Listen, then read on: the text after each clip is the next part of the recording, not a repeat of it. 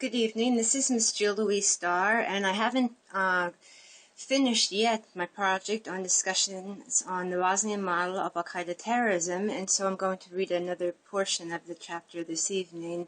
I think we all get the message that former Bosnian and Herzegovina President Eliza Ibegovic, by his printing 30,000 copies of the Islamic Declaration, which basically stated, quote, the Islamic movement, in his own words, not mine, he states, the Islamic movement needs to mostly go forward and take over power from the rest of the Western world as soon as possible and become numerically stronger. There is nothing else that will drive it forward but sacrifice and militarism, end quote, into one Islamic Ummah, one metaphysical Islamic state.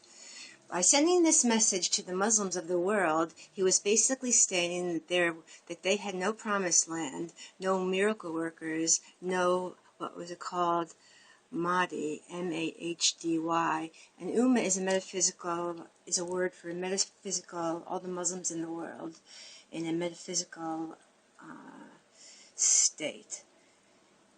It's kind of difficult to understand, but all the Muslims believe that, especially Islamists, that they're all connected metaphysically in some manner, in a metaphysical state that's not here on this earth, but in some metaphysical realm.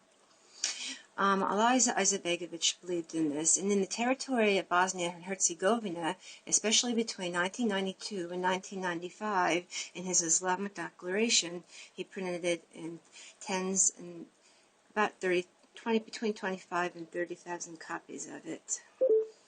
On October 18, 1990, the general elections were held in Bosnia and Herzegovina. The majority of voters were 104 elected representatives of the SDA, SDS, and HDZ parties, giving all three parties, Croats, Muslims, and Serbs, a total of 202 seats in the Bosnian-Herzegovina Congress, with all other parties holding 38 seats. At the session of the Bosnian and Herzegovina Congress, that was October 15, 1991, delegates of the SDA and HDZ parties adopted a memorandum on sovereignty of Bosnia and Herzegovina after the SDS party, which is the Serbian party, delegates left the session. On October 24, 1991, Serbian delegates of Bosnia and Herzegovina Congress established the Congress of Bosnian and Herzegovina Serbs amongst themselves. Then, on November 9th and the 10th of 1991, a referendum of Bosnian and Herzegovina Serbs was held to decide the issue of the future of the remaining Yugoslav Federation, which was 96% of the Serbs in Bosnia and Herzegovina voted to stay in the Yugoslav Federation. This is something that you don't hear much, that you usually hear. The Serbs broke up the federation, it's all the Serbs' fault. This 96% of the Serbs voted to stay in the Bosnian and Herzegovina session. So what did really happen? We're going to find out.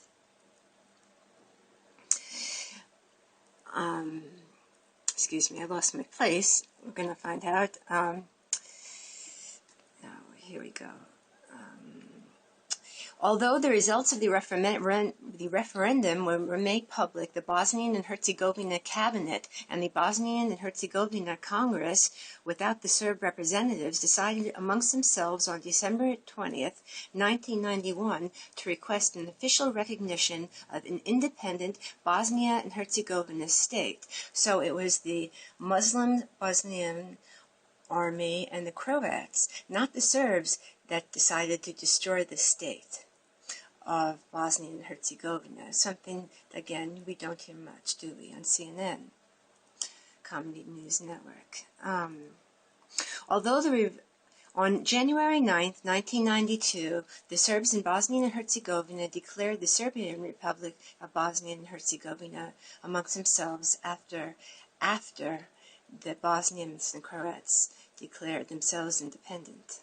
On February 29th, And on March 1st, 1992, Croats and Muslims in Bosnia and Herzegovina organized a referendum of independence of Bosnia and Herzegovina, where 63% of the population, matching the percentage of Croats and Muslims in the Bosnian and Herzegovina Confederation, voted for independence. Even this percentage, however, did not represent a two-thirds majority of the entire country. Between early August and November 21st, 1995, and after a massive bombing by NATO aircraft, the combined NATO forces and the combined forces of the ARB&H, HVO, Croatian Defense Council, and combined with the Muslim Bosnian Army and the Croatian Army began a massive aggression against the Serbian Republic. Something, again, a truth you don't hear on CNN, did you? Not many people know how the war actually started in Bosnia, and I think it's very important in this segment that we do find out. I'll be doing the next segment shortly. Thank you for joining me.